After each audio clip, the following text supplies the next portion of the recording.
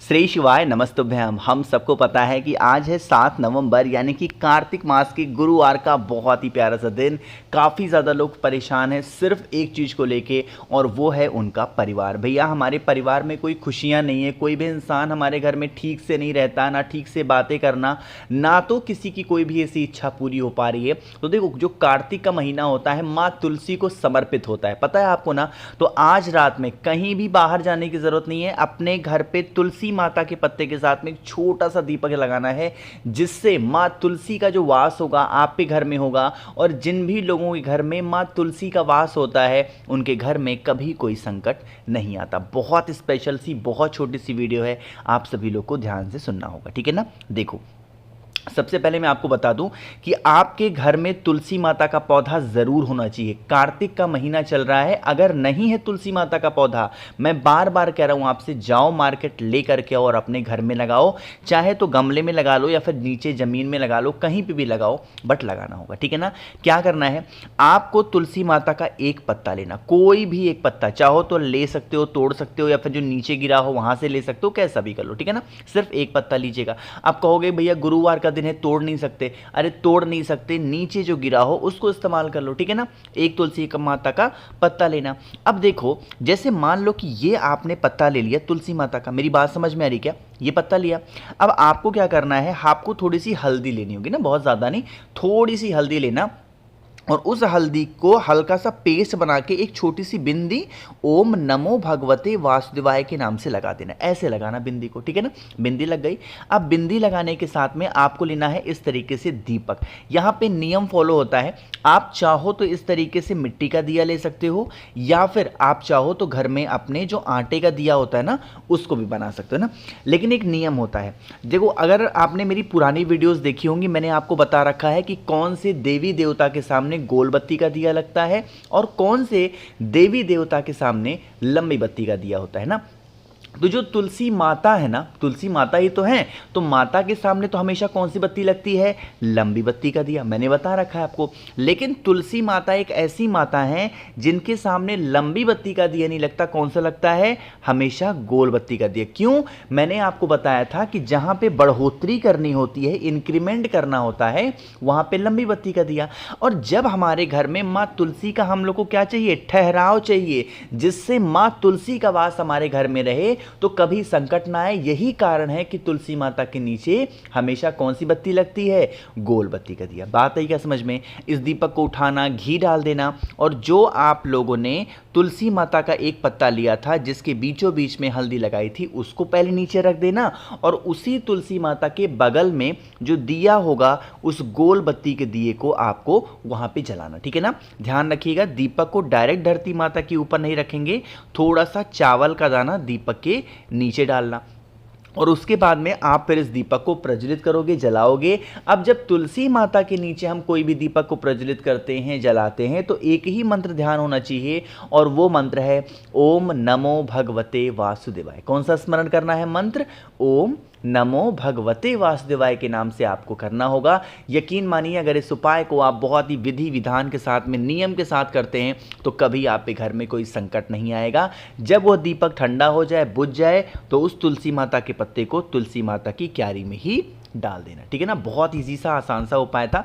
आगे बढ़ते हैं अब इस वीडियो के हम लोग अपने दूसरे उपाय की तरफ, जो कि आपको करना होगा खड़े धनिये के साथ में ना। बहुत आसान सा उपाय ये भी सॉरी। अब बात करते हैं कि जैसे इस उपाय को करने से हमें बेनिफिट क्या होने वाला है, ये तो बात कर लें। दो फायदे हैं। पहला, अगर आपके घर में धन संपदा नहीं टिकती, माँ लक्ष्मी का ही वास घर में नहीं है, तो उपाय करेंगे। दूसरा, अगर आपकी कर्ज की समस्या खत्म नहीं हो पा रही और वो बढ़ती जा रही है, तो आप सभी को इस उपाय को करना होगा। इसके लिए आपको इस तरीके से लेना है खड़ा धनिया, बहुत ज़्यादा नहीं लेना, बट आपको थोड़ा सा इस तरीके से खड़ा धनिया लीजिएगा, मार्केट में अवेलेबल होगा। खड़ा धनिया के साथ में आपको इस तरीके से लेना होगा गुड़। क्या लोगे, गुड़। और गुड़ के बहुत छोटे छोटे टुकड़े नहीं लेने, ये आपको 2 टुकड़े लेने हैं गुड़ के, और वो गुड़ का टुकड़ा आपका बड़ा बड़ा होना चाहिए। मेरी बात आई क्या समझ में। इतना काम हो गया। अब उसके बाद में क्या करना है, आपको घर में जो जो माँ लक्ष्मी की कोई भी फोटो हो, मूर्ति हो, प्रतिमा हो, उनके पास में जाना। एक छोटी सी कटोरी लेना, कटोरी हो तो कटोरी ले लो, दीपक हो दीपक ले लो, कुछ भी कोई सा भी पात्र ले सकते हो। लेने के बाद में क्या करेंगे, इस कटोरी के अंदर जो खड़ा धनिया है ना, उस खड़े धनिये को डालेंगे। साथ ही साथ आपको इस दीपक के अंदर क्या डालना है, सॉरी, ये जो कटोरी आपने लिया है खड़ा धनिया वाला, इसके ऊपर आपको गुड़ के टुकड़ों को रख देना, ठीक है ना। रखने के बाद में फिर आप इस कटोरी को वैसे का वैसा ही पूरी गुरुवार की शाम को रखने के बाद में पूरी रात छोड़ देना।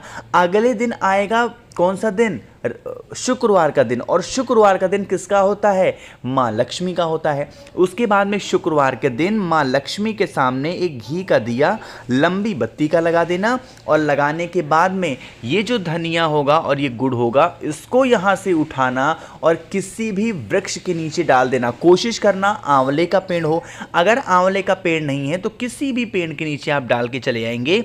इससे माँ लक्ष्मी का जो वास होता है हमारे घर में हमेशा बना होता है। तो आप सभी को इस उपाय को करना होगा, ठीक है ना। तो यहाँ पे हम लोगों ने 2 उपाय की बात कर ली है। आगे बढ़ते हैं अब इस वीडियो के हम लोग अपने तीसरे उपाय की तरफ, जो कि आपको खड़े मूंग के साथ में करना है। बात करते हैं इस उपाय के बेनिफिट क्या होंगे, फायदे क्या होंगे। तो इस उपाय का फायदा होगा कि अगर आप पे घर में कोई भी व्यक्ति ऐसा है जिसको रोग की समस्या है, यानी कि कोई भी ऐसी बीमारियां उसकी हैं जो ठीक नहीं हो पा रही हैं, बहुत ज़्यादा परेशान हो वो व्यक्ति, तो आप इस उपाय को करेंगे। लेकिन उससे पहले एक छोटा सा काम और करेंगे, वह है वीडियो को जल्दी से कर दीजिए लाइक, और मेरे जितने भी भाई बहन आवाज़ मेरी पहली बार सुन रहे हैं चैनल को ज़रूर सब्सक्राइब करेंगे, है ना। देखो समझने की कोशिश करना। जैसे यहाँ पे जो आपको मूंग के खड़े मूंग के दाने दिख रहे हैं, इसको कितना लेना है, 1 चुटकी लीजिएगा, बहुत ज़्यादा लेने की ज़रूरत आपको नहीं है। 1 चुटकी खड़े मूंग को लेने के साथ में जो सबसे ज़रूरी चीज़ आती है ना, उसका नाम है शमी का पत्ता। क्या लेना है आपको, शमी का पत्ता।